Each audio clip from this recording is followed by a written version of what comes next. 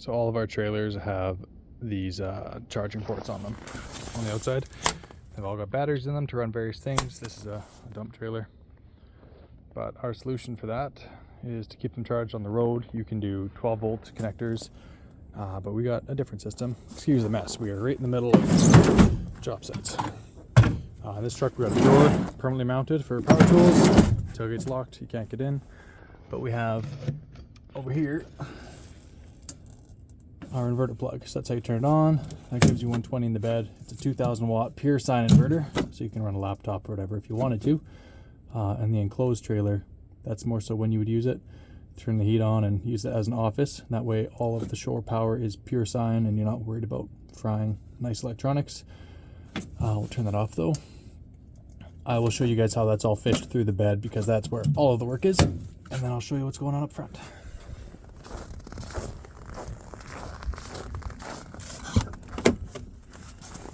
So we used to keep the seat up because we always have tools back here and junk. This is the guy's truck, blame them, not me. But under here is our inverter mixed with all this other junk.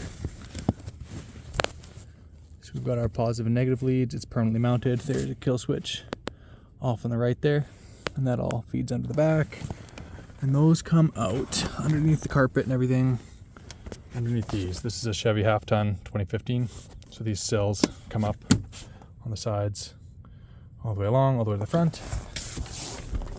We've got it coming up through the door panel right here. Goes through here, and under the hood. We've got it wired to a deep cycle so that you don't get into trouble with burning your battery life. So there's our stock battery over there.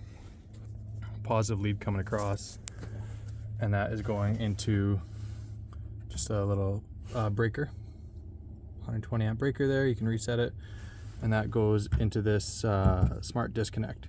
So when the charging system of the truck is over, I believe it's 14 volts. So when it's charging, not sitting still, this will bridge the two batteries so that the deep cycle can also charge. Why that's important is when the truck is off, these are separate. So the starting battery will not deplete your deep cycle. Your deep cycle will not deplete your starting battery. It'll only happen when the system's charging. If for whatever reason you were back charging this one, I believe it would also back charge to here to your main one. One kind of side benefit is because these are disconnected when the truck's off, if for whatever reason your main battery is dead, you can boost off your deep cycle battery. Is that a good idea? No. Is it better than being stranded? Yes. So there's that. We fished this all through the sidewall here, and it goes back, like I said, through the door and then back underneath into the truck. This is a spare lead I ran because you can run a charging light. So basically on this disconnect, there's the option of running an extra wire, and all that does is tells you in the cab if you're charging or not. You could use it to run a little voltmeter, or you could use it to just have a light on and off as it's charging. I wired for it. It's just 18 gauge wire, but it doesn't need it, so it's sitting here for fun at this point. But yeah, I'll put together the rest of the video and show you guys how I fished it, because it is a lot of work, but it's very much worth it because this truck has a stock inverter in the cab but nothing in the bed. And then on the newer trucks, they all have it in the bed. So I'll show you over here. This is 22 3/4 ton, this truck, and it's already wired into the bed. This is our other system we got. This is on drawer slides, so you can, it's not as secure because these all come off. These are DeWalt boxes, but you can push it in. There you go. It's got locks on it. I need two hands, but you push it in, it's all stowed. Still room for table saws and whatever here. But these trucks all have 120 in the bed.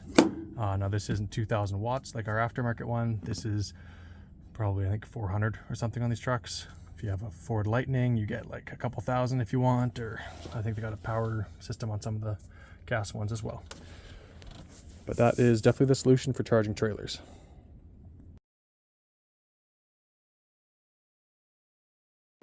All right, I've removed my back seat a single side, passenger side. I got a fish tape going up. The loom is new, so ignore that for now. Fish tape got pushed up. I just kind of ripped a hole in this foam liner. You can see there is a plastic vent there, quite dusty. I pushed it through there. You can see the vent between the cab and the box.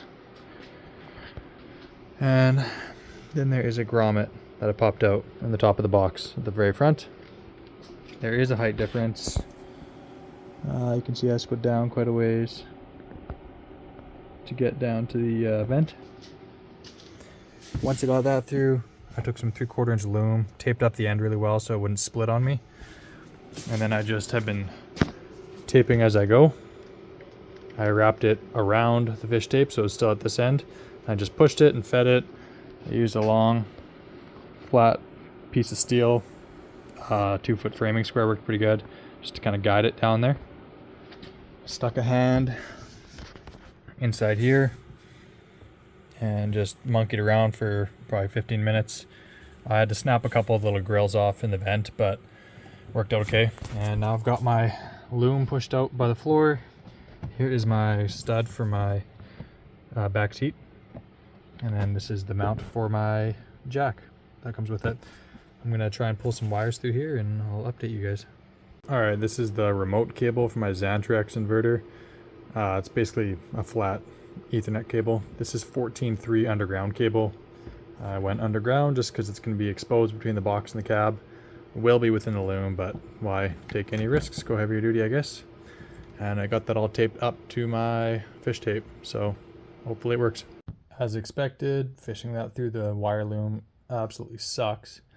So what I've been doing is just pushing the cable into the loom, both of them, and then wrapping it with a little electrical tape to keep it shut. Then I can actually push the whole loom. There it is. Whole loom in, push it there, come inside, pull a little more there, pull it out the bottom, and then what I did is once I had enough inside, I just cut the loom, and then I will disconnect my fish tape. And if I need to cut some more back, I can feed more from the box to the truck, and that'll go wherever I need it to go in the truck.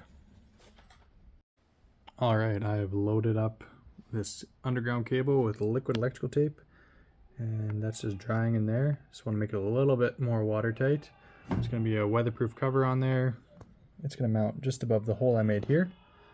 This is my extension cable for this on-off switch for my inverter. So that's going to go something like that. I just carved a hole in my box. Sorry. There we go. A couple of screws will tighten that up. And then it'll just be on off. Kill the inverter. And that box is going to go right above it.